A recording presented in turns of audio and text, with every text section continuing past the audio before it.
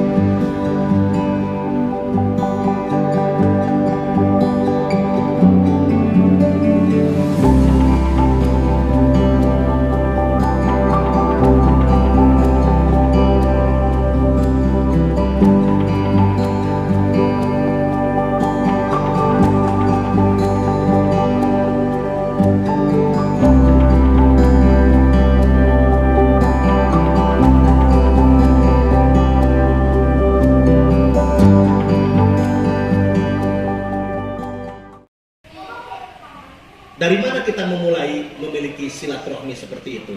Ada 4 tingkatan silaturahmi. Yang pertama disebut dalam term ilmu Islam itu silaturahmi nafsiyah.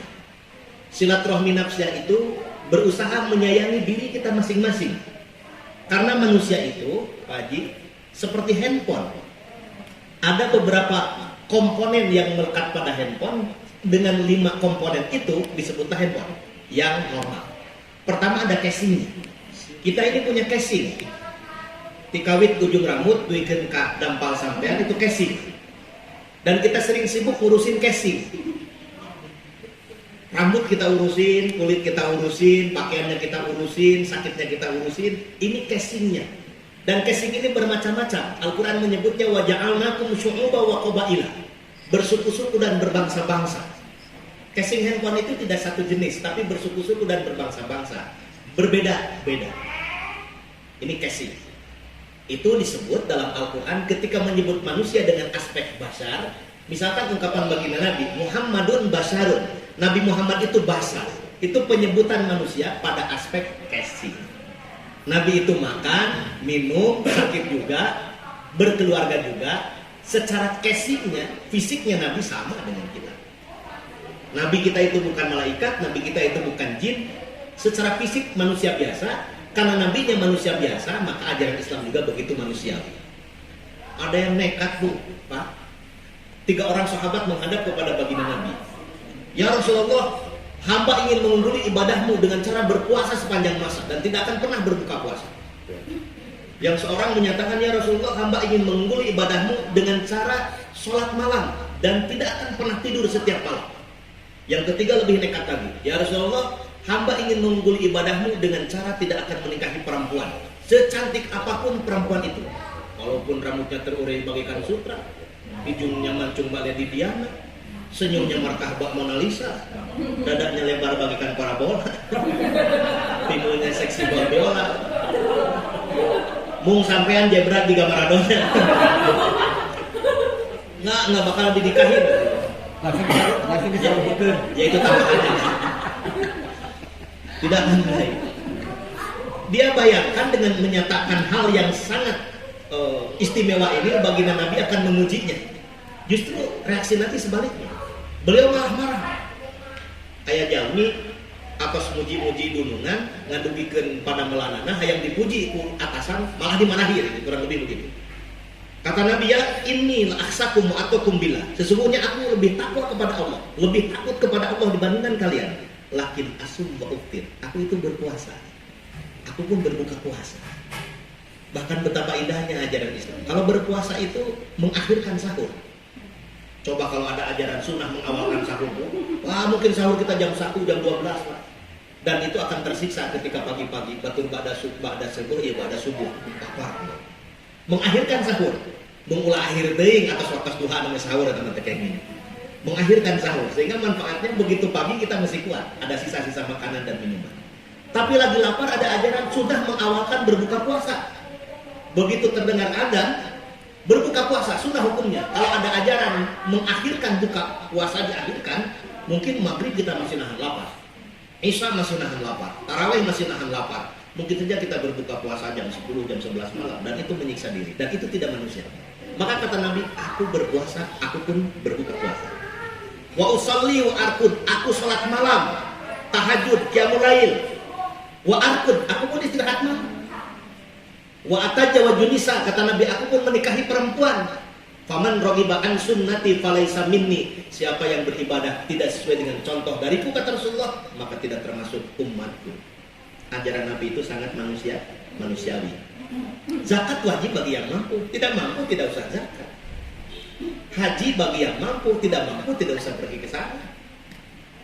Sholat berdiri bagi yang bisa berdiri, tidak bisa duduk saja. Dengan berbaring juga sudah sulit, hilang nyawanya, nggak usah sholat, disolatin. Mau disolatin, mau sholat sendiri.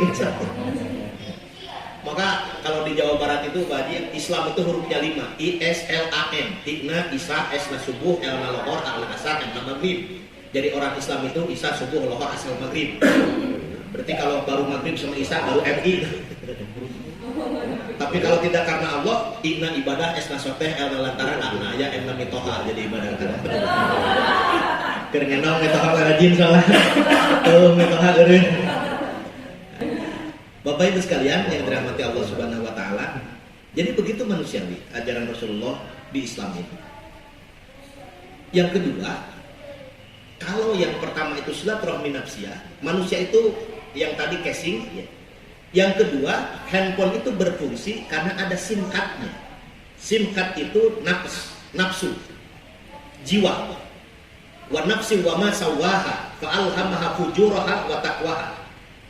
Jadi nafas manusia itu, jiwa manusia itu dalam surah Al-Quran surah As-Sams itu ada 2, nafas fujur dan nafas taqwa. Maka para ulama ahli tasawuf menyebutnya ada 5 jiwa manusia. Jiwa pertengahan pada jari bagian tengah ini disebut dengan nafsul insaniyah, jiwa manusia, begitu manusiawi, yang fluktuatif. Al-iman yazidu wa yanqus. Iman itu bertambah dan berkurang. Yazidu bil mutaqarrab, bertambah ketika mutaqarrab seperti sekarang, waktu ngaji, waktu umroh, waktu ujian. Nah, itu biasanya iman bertambah. Wa yanqusu bil maksiyah, tapi akan berkurang ketika maksiat. Bisa lupa segala-galanya. Nah, maka tadi dengan Pak Haji kita diskusi, Al-Qur'an itu menyebut ada 3 perintah yang sangat penting. Ya ayyuhalladzina amanu, perintah ini bagi orang yang beriman. Ittaqullaha, bertakwa kepada Allah, wa kunu ma'as-shadiqin, bergaul dengan orang-orang yang benar atau membuat pergaulan yang benar. Ini jiwa nafas insannya bisa turun pada nafsul bahimiyah, jiwa kebinatangan. Casingnya manusia, tapi jiwanya bukan manusia. Bisa merugikan orang lain, merugikan keluarga, bahkan merugikan dirinya sendiri. Yang ketiga, bisa jatuh lagi pada level bawah yang disebut dengan nafsul syaitonia, jiwa setan. Jiwa setan itu sudah lebih parah dibandingkan jiwa binatang tadi. Kalau manusia ada jiwa binatang, dia masih punya rasa malu dan rasa takut. Tapi kalau punya jiwa syaiton, khatamallahu ala qulubihim wa ala sam'ihim wa ala absarihim bisawa walahum adzabun alim. Supaya kita terdiri dari jiwa setan itu, maka ketika baca Al-Quran diawali ketika membaca Quran, fasta'idz billahi minasyaitonir rajim. Kalimatnya adalah a'udzu billahi minasyaitonir rajim. Jadi kalau mengawali sesuatu biar tidak diikuti, disertai oleh setan, walaupun bukan baca Al-Quran, diutamakan membaca a'udzu billahi minasyaitonir rajim. Itu datnya setan itu ada 2, minal jinnati wan nasi, dari bangsa jin dan bangsa manusia. Jadi ketika tiba-tiba terpikir oleh otak kita atau terbisik di telinga kita ingin berbuat jahat, tidak ada yang nampak membisikkan sesuatu, tidak ada yang memberitahu sesuatu, baik dengan lisan ataupun tulisan ataupun isyarat, itu berarti dari setan berupa jin. Mengalir pada darah-darah kita. Dia menjadi makhluk imateri yang mengganggu kepada pikiran kita supaya berpikir jahat. Nah, hebatnya wajib di Islam itu bisa kita lihat dalam kitab Dalilul Falihin atau dalam kitab Riyadhus Shalihin, ada salah satu hadis sahih. Ini bab niat, babnya bab pertama. ketika menjelaskan innamal a'malu binniyat, bagaimana kekuatan niat. Dan posisi niat itu dalam ilmu manajemen identik dengan planning, rencana itu niat. Kalau seseorang merencanakan jahat atau berniat jahat, belum dicatat sebagai satu keburukan. Misalkan bapak-bapak ya niat jahat, ababaturan orang anu nganyerikeun hate rek dicorekan mau dimarahi, udah niat jahat, malaikat belum mencatat sebagai satu keburukan. Tapi ketika bertemu dengan orangnya, tiba-tiba kita berubah niat. Yang tadinya mau jahat ke dia, mau memarahinya, tidak memarahinya, dicatat sebagai satu kebaikan. Kenapa dicatat sebagai satu kebaikan? Telah menggugurkan niat jahat, berganti niat yang baik. Bagaimana kalau dilaksanakan? Sudah niat jahat, ketemu betul-betul dimarahi, dicatat sebagai satu keburukan saja. Niatnya tidak catat, tapi keburukannya yang dicatat. Tapi ketika niat baik, misalkan sekarang baru jam 11 kurang 20 menit, niat nih, malam saya mau tahajud, itu sudah dicatat sebagai satu kebaikan. Tahajudnya kan belum, baru siang nih, duhur asar aja belum, maghrib isanya juga belum. Kita berniat mau sholat malam nanti malam, tahajud, sudah dicatat sebagai satu kebaikan. Begitu malam ternyata tidak tahajud, sulaya karena janji, nggak jadi itu tahajudnya. Kita mengingkari janji sendiri, minimal sudah punya pahalanya. Bagaimana kalau tidak dilaksanakan? Punya satu pahalanya. Bagaimana kalau dilaksanakan? Punya dua pahala, niat dan pelaksanaannya. Bagaimana kalau pelaksanaannya maksimal, ikhlas, khusyuk, penuh ketergantungan kepada Allah, sempurna syarat dan rukunnya, dicatat sebagai banyak kebaikan, pahalanya, pahala pelaksanaan, dan keutamaan ibadah yang sempurna. Jadi baru kita niat, engke mah udah beres pandemi, saya mau berangkat umroh, sudah dicatat satu kebaikan. Ternyata sudah berlalu, COVID-nya tidak berangkat, punya satu kebaikan. Begitu berangkat, punya dua pahala kebaikan. Ternyata di sana khusyuk ibadahnya, catatan amalnya lebih baik lagi. Nah itu bab niat, Pak. Karena itu Islam punya pernyataan dalam hadis Nabi itu innamal a'malu binniyat, sesungguhnya amal tergantung kepada niatnya. Nah, Bapak Ibu yang dirahmati Allah Subhanahu wa taala, tapi dari nafsul insaniyah ini bisa naik lagi pada level keempat yang disebut dengan nafsul mulukiyah, jiwa kemalaikatan. La ya'sunallaha ma amarahum wa yaf'aluna ma yu'marun. Cenderung taat tanpa maksiat. Dari awal kenalan sampai jadi suami istri, baiknya konsisten terus. Tidak pernah ada masalah yang menyakitkan pasangan hidupnya. Betul-betul jadi keluarga yang sakinah, yang mawadah dan rahmah. Nah, sering kuncinya kita dengar keluarga sakinah. Apa sih sebetulnya sakinah itu? Ternyata ada dua pendekatan. Kalau kita baca tafsir Syekh Muhammad Ali As-Subuni dalam Sohbatut Tafasir, sakinah itu berarti sakanun, jamaknya masakin, yang berarti ketenangan. Jadi keluarga sakinah itu ketika dirasa ketenangan oleh semua pihak, suami, istri, anak-anak, keluarga besar di kedua belah pihaknya, termasuk para tetangganya, merasakan ketenangan, kedamaian, itu berarti sakinah. Nah indikasinya ketika ditinggalkan oleh pasangan hidup untuk keperluan-keperluan pekerjaannya, dia tenang. Ketika dekat juga tenang, itu sakinah. Tapi ketika dekat juga repot, ketika jauh juga berantem terus, itu tidak sakinah. Itu harus diservis, ya, perbaiki. Berarti ada sesuatu yang bermasalah.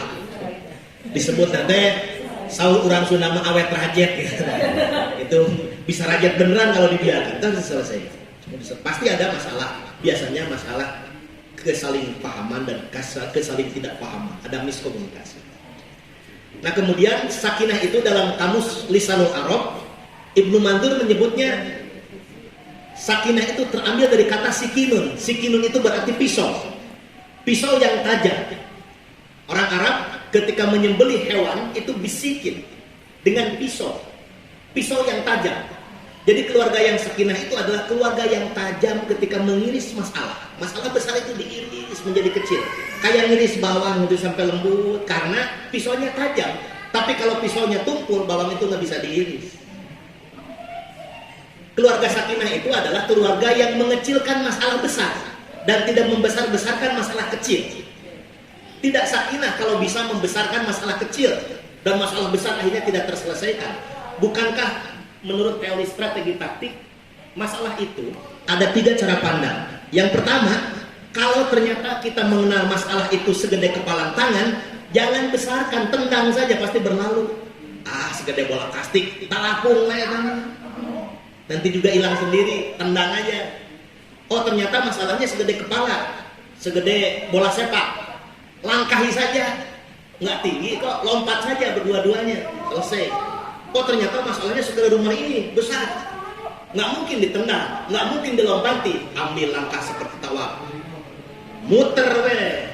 Jangan kita yang berhenti terus muter, sehingga masalah itu lama-kelamaan menjadi kecil karena kita melakukan putaran 7 tawaf yang 7 keliling itu. 7 harinya jangan berhenti, jangan fokus ke masalah itu, terus lakukan aktivitas.